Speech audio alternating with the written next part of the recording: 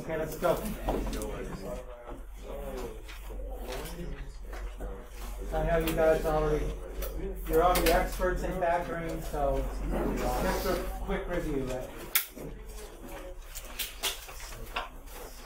So we jumped from chapter 1, which was equations and inequalities, to quadratics, and then after that, polynomials. You can see that our next quiz is supposed to be the 28th of September, which is like next. Okay? In the test, there'll be another quiz after that, and there'll be the test next week. That's what I would call the way forward.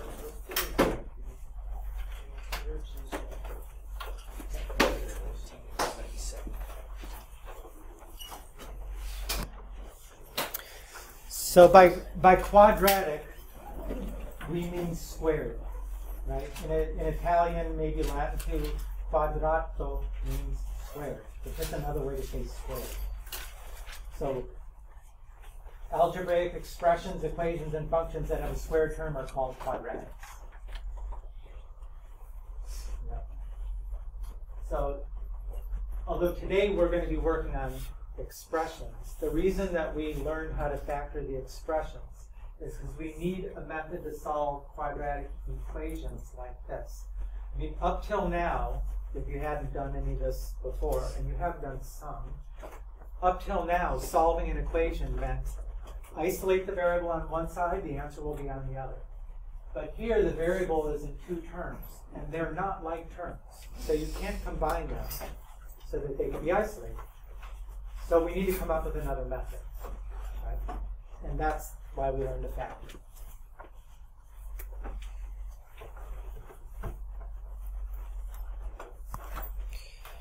Right, we want to be able to convert a standard form, and what you see at the top is considered standard form, where it's no parentheses, no combining of like terms to do, highest degree term on the left, decreasing order of powers. We want to go from that form to a factored form. And then if we have a factored form of an expression equals 0, then we can use the multiplicative property of 0, or the zero product property, that tells us the only way you make a 0 with multiplication is you start with a 0. It has to be that one of these factors equals 0 if the product is 0. So we can set each factor equal to 0, and those can be solved. Those are simple linear factors. At the most, there's 2 steps, and you've got an answer. So that's why we need to learn to factor standard form into factored form, so that we can solve equations with zero product property.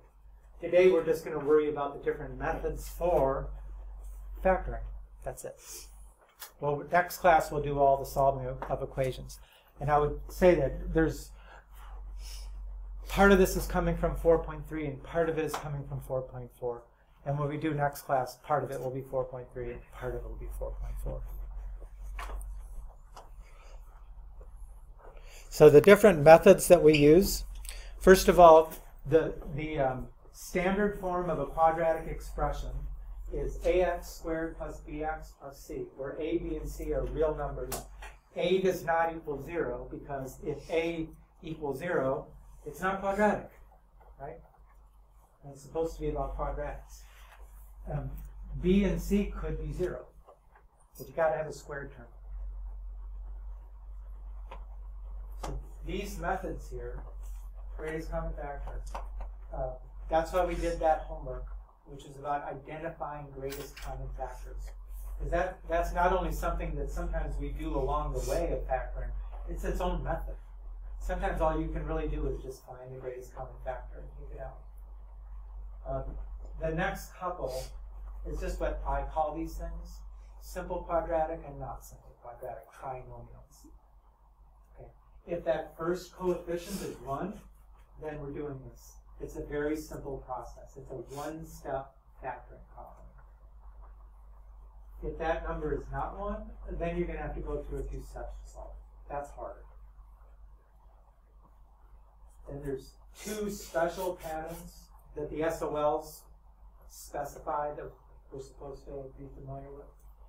And then you can get combinations of the different methods. Usually the combination is there's a greatest common factor, you take it out, and then there's still something else to do from higher on the list.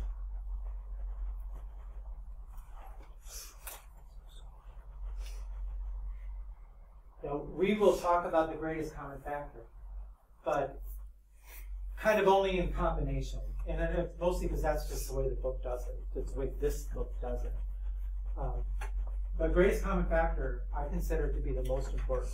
You always should check before you start if there's a greatest common factor, because it can change the nature of the problem you're trying to solve.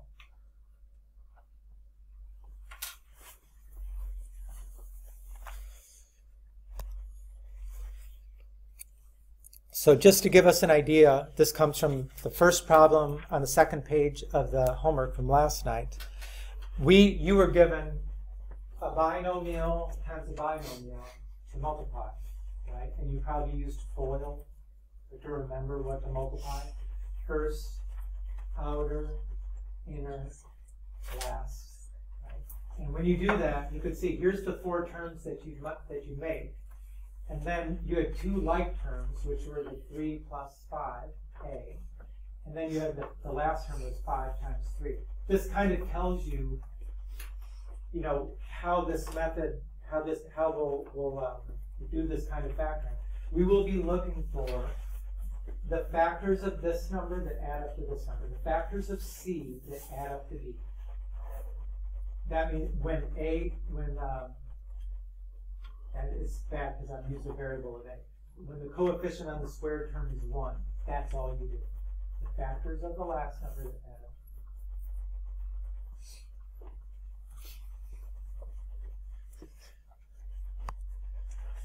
So these are examples that I'll do, and then I'll give you the you try. Okay? So we need to say the factors of 20 that add up to -9. So just think. If that's a positive 20, then either it's positive times positive or negative times negative. Okay? If they add up to a negative number, it's negative times negative. Okay, so think of the negative factors of 20 that add up to a -9. -4 and -5. But just to give it some process, I mean, what I would normally do if you're not just super great with this is just write down the factors, starting with 1 times the number, 1 times 20, 2 times 10, 4 times 5. And then based on what we just said, we know they're both negative, so put negatives in front of all of them. And then which add up to -9? Those two. Okay, so with those numbers, you write down x minus 4, x minus 5, done. It's a one-step process. How about the second one? You're finding the factors of a negative number that add up to a positive number.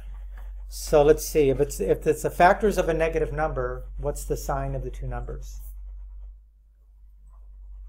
If they multiply to give you a negative, what do you know about the sign of the two numbers? One's positive and one's negative. If you add them up and you get a positive, which one's bigger? The positive or the negative? The positive. So if we think of the factors of 12, right? 1 times 12, 2 times 6, 3 times 4. We know that the bigger one would be positive, so it's one of these. And so you get, let's see, -1 plus 12, no. -2 plus 6, no. -3 plus 4, no. So what does that tell you? Not factorable. Everything is not factorable. That's okay.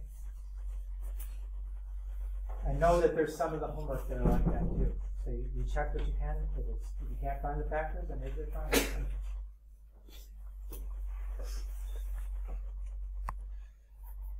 So you go ahead and try this, factor these 3, And I will tell you, one of them is not factorable.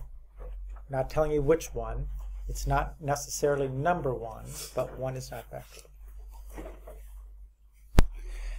Okay, what did you say about the first one? The factors of negative 18 that add up to negative 3. Kaylin. Say again? X plus 3, x minus 6, right? Because it's negative 18, you know one's positive and one's negative. Because they add to a negative number, the bigger one is negative. The bigger absolute value is negative, right? So that's x plus 3, x minus 6. How about the second one? The factors of 9 that add up to negative 3. Well, let's think. They would both have to be negative, and it's either 1 times 9 or 3 times 3. Neither one work. You could be pretty sure of that, so that's not factorable.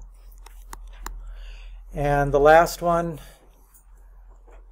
I mean, when you see a number like 63, if you studied your multiplication tables like we studied our multiplication tables, I mean, it's just like two numbers ought to just fly out at you, right? What two numbers?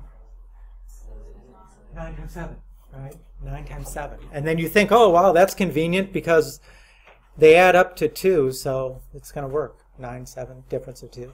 So what is it? The bigger one must be positive. So r plus 9, r minus 7. And, you know, I'm not going to do much with this now because I decided to save this for the next class.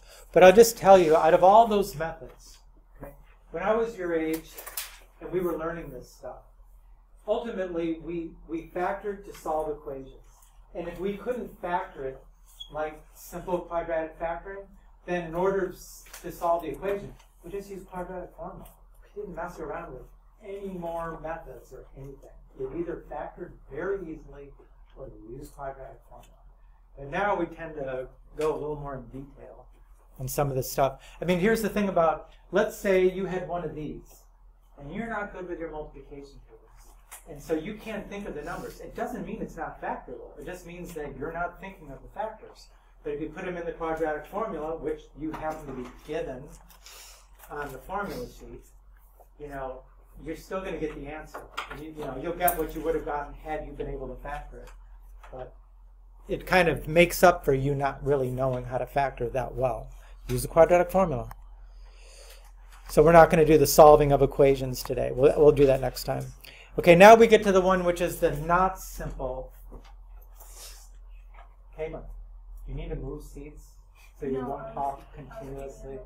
You know what? It's never a time to ask somebody else about math when I'm up here talking about math, okay? Now we get to the one where the 8 is not equal 1. Right? Now I've got 5 in that position. And it said this is how the book showed it. They showed it as a guess and check. You take all of the factors of 5. You know that they have to be like the first term in the parentheses. You take all the factors of 6. And you know that they have to be the second term in the parentheses. And you add a little bit in terms of whether they have to be positive or negative. In this case, because that number is positive, you know they're either both positive or both negative. Because that's negative, they're both negative. So you can see they're only checking the negatives here. And they just do them until they find the one that works. Okay. How many of you were taught to do it that way? Anybody? I'm kind of surprised that it's in the book, but if you, like usually happens, you're studying for the test and you don't know where else to look. You look in the book and you say, I guess that's the way I'm supposed to do it. I mean, I'm not going to do that here. I'm going to show you a process to factor, not just guess and check. But honestly, most of these problems, yeah, guess and check works pretty well. I mean, when they use prime numbers, how many different things are there to check? Not too many. So let's try. This is the process, right, to factor this without having to guess and check. And it's about 5, 6 steps, depending how you count it. Step 1, okay? You're going to multiply the first number times the last number, A times C. right? In this case, a times c equals 30. Okay, now we're going to find the factors of 30 that add up to negative 17. Okay, so let's see. If it's multiplying to 30, that means either they're both positive or they're both negative. Because they add to negative 17, it must be that they're both negative. So let's see, the factors are 1 times 30, 2 times 15, 3 times 10, 4, 5 times 6. Done. And they're both negative. Which one of those add up to negative 17? Right there. Maybe you can't read that. That's a 5. Okay, so now we found them. That's step 2. Step 3. Replace the middle term by splitting it apart with those two numbers as coefficients. Right? Write it like this. 5x squared minus 2x minus 15x plus 6. That's not right. Edit, undo. X plus 6. So we just split up that term. Do you see that? Negative 2x? Yeah, Michelle? Oh, that's supposed to say 10. That should have been a 10. Good catch. Do you see how we split up the middle term using those two numbers? So now we've got two x terms in our expression. Okay, so there's step 3. Okay, step 4. Group the first two terms and the last two terms. Now, when I do that, 5x squared minus, I never do that good. 5x squared minus 2x. You always have to make sure that that middle operator right here, it's either a subtraction or an addition. That goes in between the parentheses, right? Don't write the parentheses right next to each other and put the minus inside. That's a subtraction and it goes in between the parentheses. Now, what's going to happen when I write the 15x here, but now I need to do what? I need to make that a minus 6. Because of the parentheses with a minus in front, it's going to change the sign of the last term. Right? The same thing we saw in the test, right? Sometimes we make a mistake when we distribute a negative. Well, it's kind of in reverse, it's the same thing. I'm not trying to change the value of anything by what I'm doing here. So when I introduce parentheses, I need this still to be equal to a positive 6. And negative times negative is positive. So when you get a negative in the middle or a minus in the middle, make sure you flip that sign. Okay, so that's step 1, 2, 3, 4. Okay, now you're going to factor each set of parentheses. Greatest common factor factoring. What's the greatest common factor between 5x squared and 2x? X, right? They both have an x, at least one x. So you factor that out. And what's left in parentheses? 5x minus 2. Right? What's the greatest common factor between 15x and 6? 3. And when you factor that out, you get 5x minus 2. So at this point, you should have exactly the same thing in both sets of parentheses. If you don't, you did something wrong. Usually, if it's not the same, it's because you didn't flip the sign on the 6. So you're pretty safe to just say, okay, I need to make what's in the second set of parentheses the same as what's in the first. Okay, now how many terms are there in that expression? 2, right? This is a term and this is a term, and they have a common factor. What's the common factor? 1. Okay. What happened to the squared part? Like, Here? Does it go away when you extra? I factored out an x. So instead of this being x, now if you go backwards, right, that's x times 5x, which is 5x squared. Oh, You just okay, factored now I it see. out. Okay. So now here's two terms, and they each have a 5x minus 2 as a factor. So you can factor that out. What will be left if I take 5x minus 2 away from the first term? X. What will be left if I take 5x minus 2 away from the second term? Minus 3. So that's the last step in the factoring. So that'll be x minus 3 times 5x minus 2. Like that. So depending on how you count your steps, right, that's multiply, find the numbers, split up, that's 3, 4, 5, 6 steps to factor this. Now, how many of you were taught, way back when, I don't know when this was, to factor even something like this, even what we would call a simple quadratic, were you taught to do this process with? Anybody? Because okay, maybe you haven't been taught that, but just if you have something where the a is 1, like this, don't try to go through these 6 steps to get the right answer. Don't do that. Because you know the answer in the first step. So what I normally would see is students will go 1 times negative 24, negative 24. What are the factors of negative 24 that add up to 5? 8 and negative 3.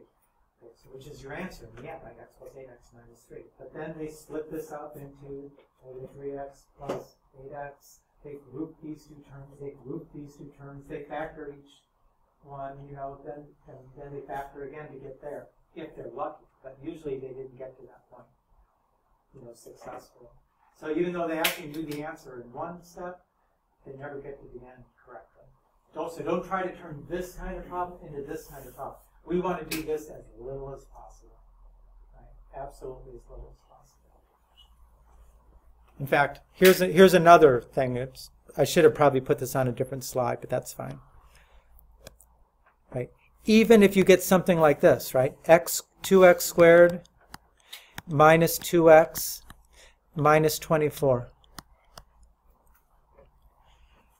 Now, you might look at that and say, I'm going to have to do that long 6-step thing.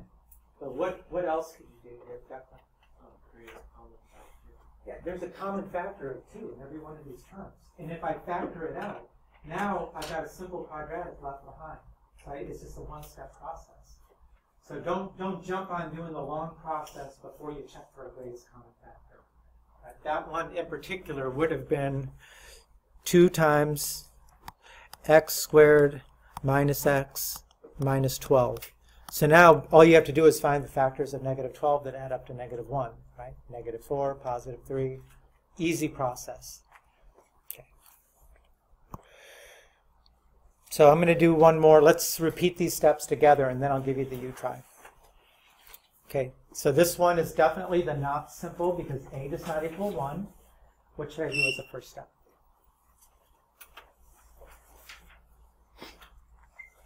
Yeah, great. Okay, so 3 times negative 7 equals negative 21. Okay, what am I going to do with that number?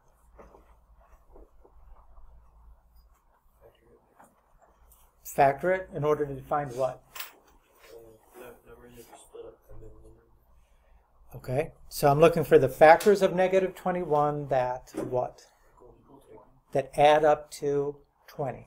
Okay, let's see. If it's the factors of negative 21, we know that one's positive and one's negative. Which one is bigger? The positive is bigger, right? So let's write down our factors. 21 would be 1 times 21 and 3 times 7. And we know the bigger one is positive. So which one of those adds up to 20? Okay, so we find these two, and then what?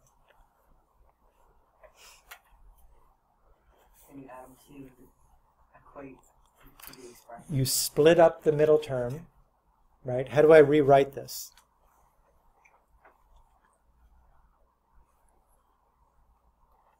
How do I rewrite 20x with those two numbers, with the help of those two numbers?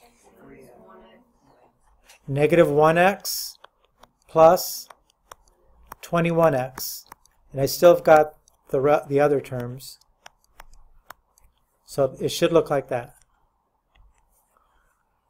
We agree? Okay, now, here's an important point. Okay, what if instead of writing it negative x plus 21x, I switch the order? I mean, commutative property says I can do that. So what if it looks like this? 3x squared plus 21x minus x minus 7. There's no problem with that. But here's why I would recommend this instead. Because if I do it like this, I've got a plus in between the parentheses. And I don't have to worry about flipping the sign in the last term. If I do it like this, I'm going to have a minus in between parentheses, and I do have to worry about that.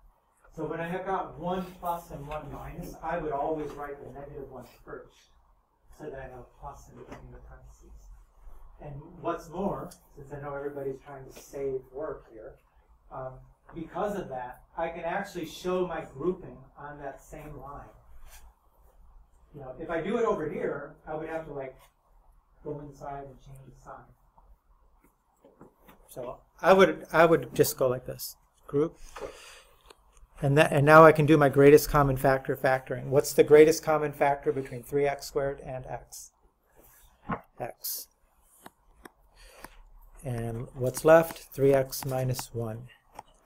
What's the greatest common factor between 21x and negative 7, or 7?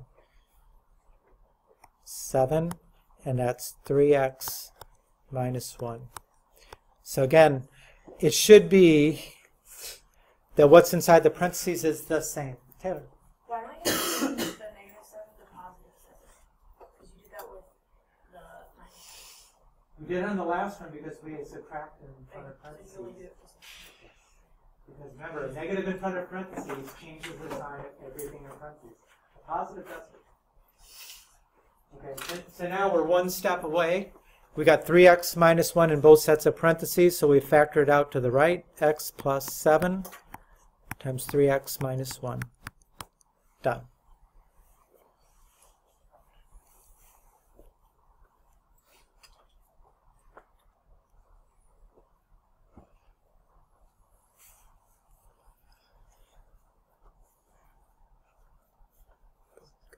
So you guys try.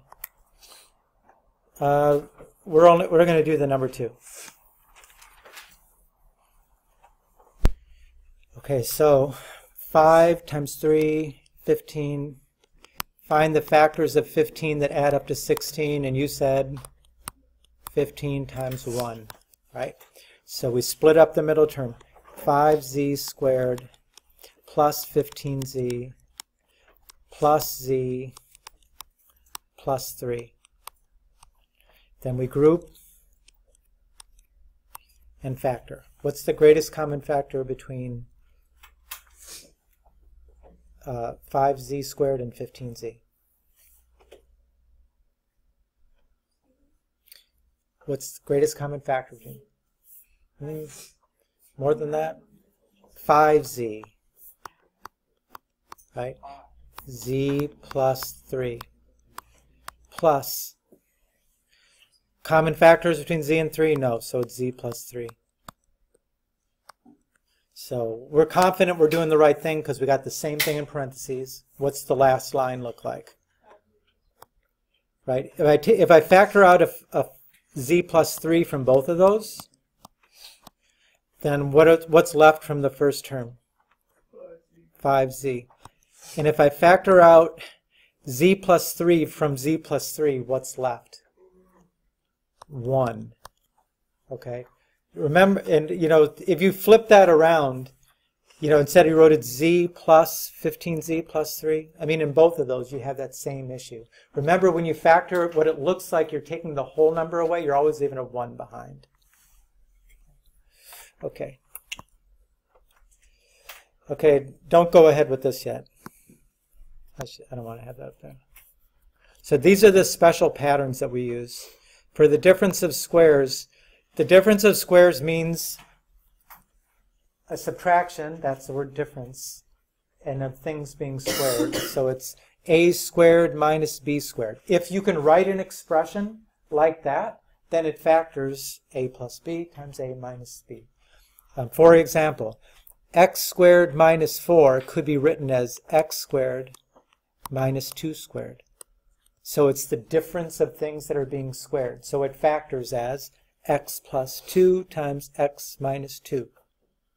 So you got to be able to recognize your perfect squares here, which is another thing that's on this formula sheet at the bottom. There's your perfect squares.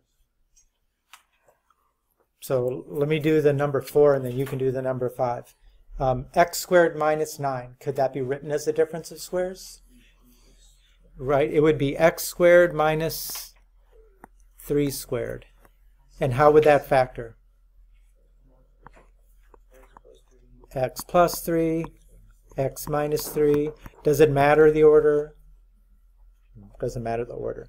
Okay, what about, you could do the next one. Q squared minus 100. How does it factor? I'll give you 3.5 seconds. Huh?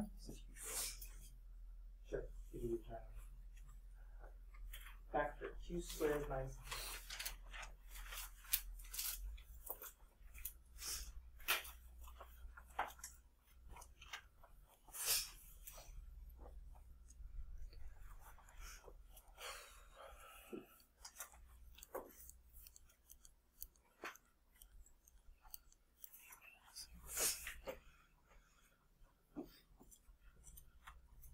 What is it? So q squared minus 10 squared, which is q plus 10, q minus 10.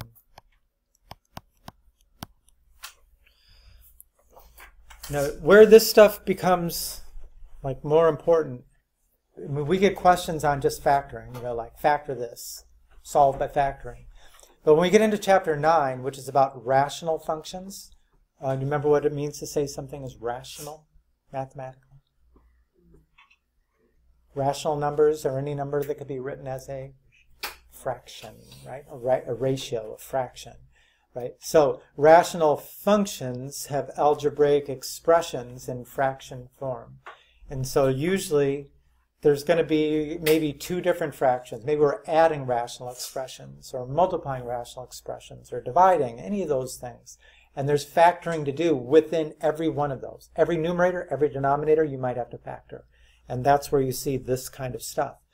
If they give you difference of squares in there, in their mind, they think they're giving you an easy problem. Like, you know, something like x squared minus 4, x squared minus 9.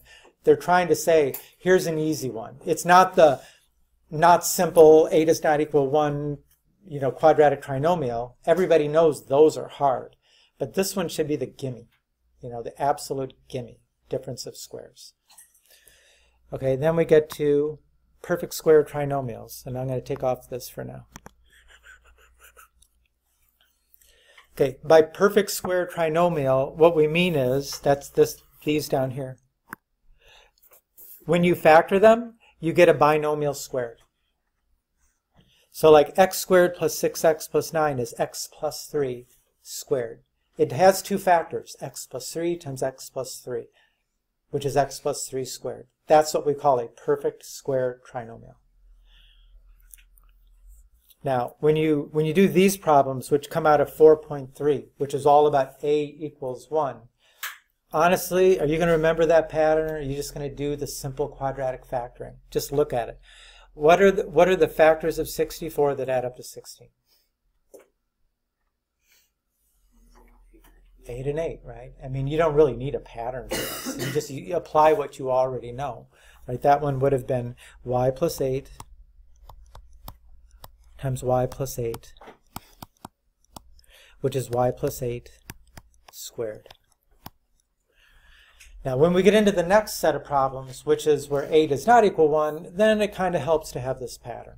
But, you know, personally, I would just factor that directly. When you try to do the number 7 there, the w squared minus 18w plus 81, factor that, hint, it's a perfect square trinomial.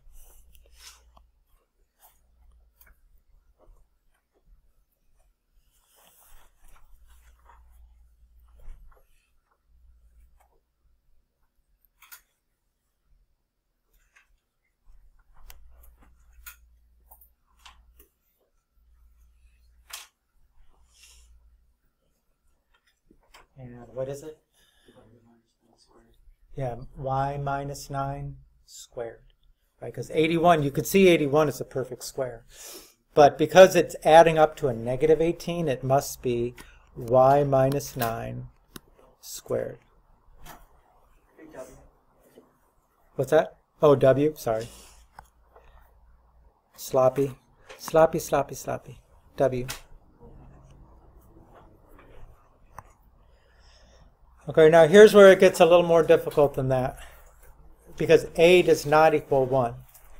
And we have to kind of recognize these things. So the number 7, it has two terms. Clearly the first term looks like it might be a squared term, and the last term maybe 2. But it's not really written as a difference of squares right now. So we need to rewrite it so it does look like something squared minus something squared. How could I do that? How do I rewrite 16x squared so it's something in parentheses squared? Because that 16 is not being squared there. Yeah, Nathan. Square root of 16 is 4, right? So rewrite it like 4x squared. And then how could I rewrite 1 as a perfect square? Yeah, just say 1 squared, right? 1 to any power is 1 anyway, so you just rewrite it like that. So now it does fit the pattern, right? It's a squared minus b squared. And we know that should factor as a plus b times a minus b. So in this case, what will it look like?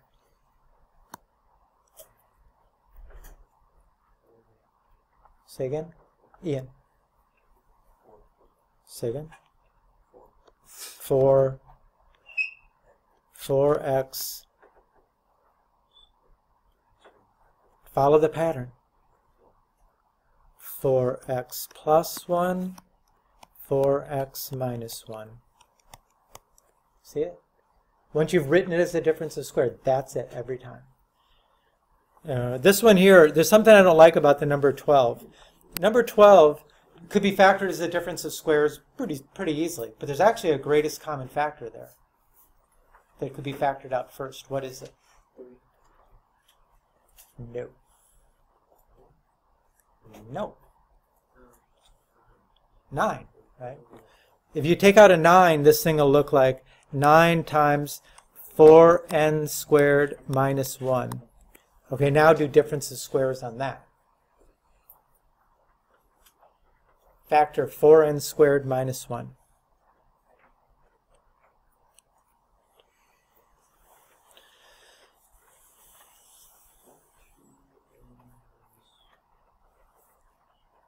Say it. Okay, if you write it like that, he's saying go 2n squared minus 1 squared. Good. Which is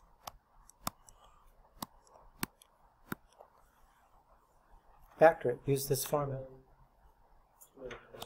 2n plus 1, 2n minus 1.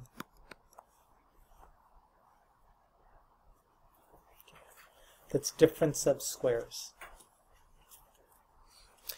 And then we're not going to do all these, but okay, now is when that perfect square trinomial thing helps. Again, here's the formula for a perfect square trinomial. A squared plus 2ab plus b squared equals a plus b squared.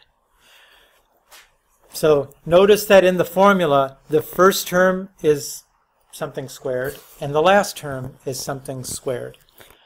The middle term is actually 2 times whatever's being squared in the first term times whatever's being squared in the last term. So if you look at something like 49, what is it that looks like it's being squared in the first term? 49z squared. What is it that's being squared? More than just z.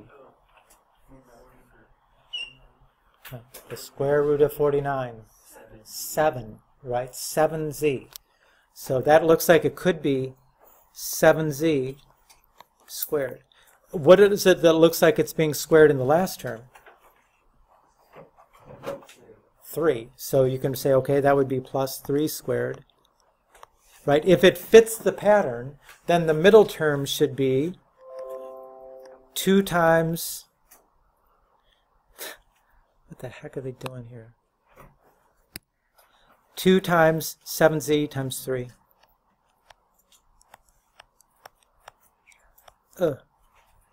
They can hardly read that, but... So 2 times 7z times 3. I'm writing terribly. Undo.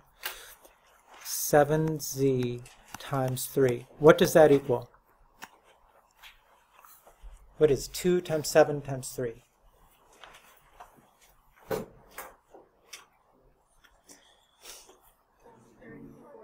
It's 42, right? So this is 42z, which is, in fact, the middle term. So what that tells you is that this thing factors as 7z plus 3 squared. You know, if you did some of those in the homework last night where you multiplied binomials, right? And you can see where that comes from. If you multiply the same binomial, right, 7z plus 3 times 7z plus 3, man, I am terrible here. 7. You know, you get 7z times 7z, there's 7z squared. You get 3 times 3, there's the 3 squared. And you get twice the inner product. 7z times 3 plus 3 times 7z, that's twice, that's where the 2ab comes from.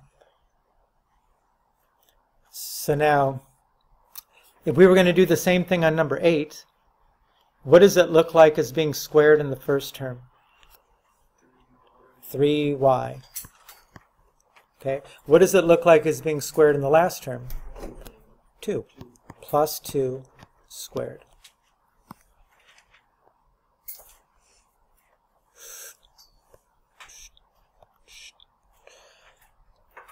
So, I mean, you can just like look at one of those and say, oh, it's probably 3y plus 2 times 3y plus 2. And just make sure the middle term matches. What if it doesn't? What if it doesn't? Well, at least it's not factorable like that. It could be that it's factorable like in the not simple quadratic in a different way, but it's not factorable like that. So let's see. Try to do the number 9, and then we'll be done. Understand number 9 is definitely a perfect square trinomial. That's why it's being presented now. So you don't have to think of anything else. Just what would it be if that's a perfect square trinomial? I mean, it's a binomial times itself.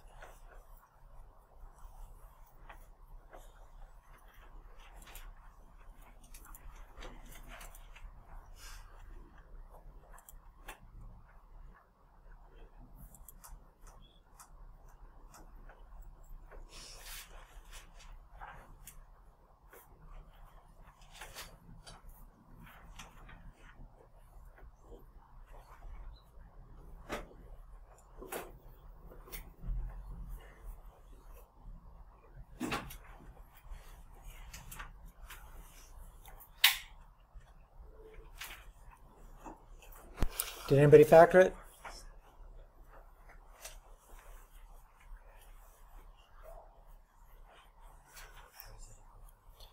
And if it factors as a perfect square trinomial, what's going to be the first term in parentheses? Just look at that 4r squared. What?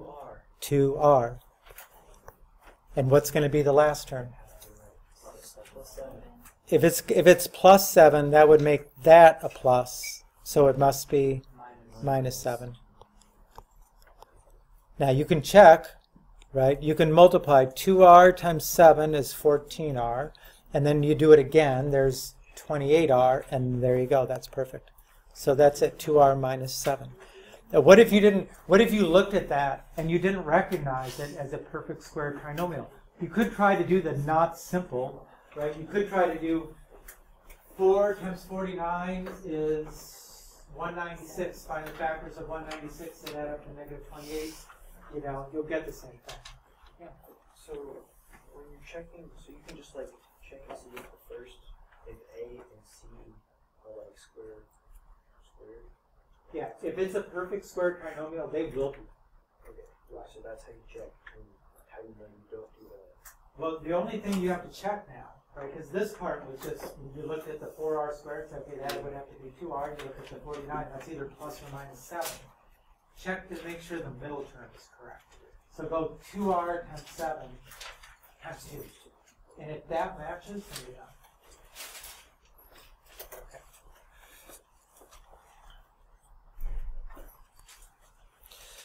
And the last thing to say is that part where I said GCF plus, you might have like more than one thing. I don't like their examples very well. I mean, this one here, the letter A, is not bad. I mean, you look at these two terms there, and you're thinking, okay, it's not a trinomial. It doesn't look like perfect squares. What else could it be? Always think greatest common factor, right? What's in common between those two terms? 5, right? So factor out of 5. Once you factor out of 5, now that looks like something we have a pattern for, right? It's a difference of squares. What about, you look at this one here, and you factor out the greatest common factor, which is good. There's nothing left to do. That is actually the end of it. All you really do is the greatest common factor, and then you're done. I mean, what if you had to solve? We're going to get to this anyways, but let's say you had to solve this one. Negative 5z squared plus 20z equals 0. You say, well, I can't isolate those all in the same term. But how many would say, I'm going to divide a z? Why not just divide z out? And you're not allowed to do that because z is a variable and it could equal 0. In fact, it does equal 0. So you don't want to look at something like that and say, I'm just going to divide it out. Instead, you factor it. You get the negative 5z times z minus 4 equals 0. And now you know that either z equals 4 or z equals 0. Either one of those make that true. So that's it. You don't want to divide out variables that could equal 0. But still, greatest common factor factoring by itself sometimes will get us where we need to go. And the other two, let's see. Both of these two, right? Once you factor out the greatest common factor, you still got to do the not simple, long process, which is not really what we want. And I think I'm just going to skip over that. I think we got it done enough for today. And that'll be about next class. Okay.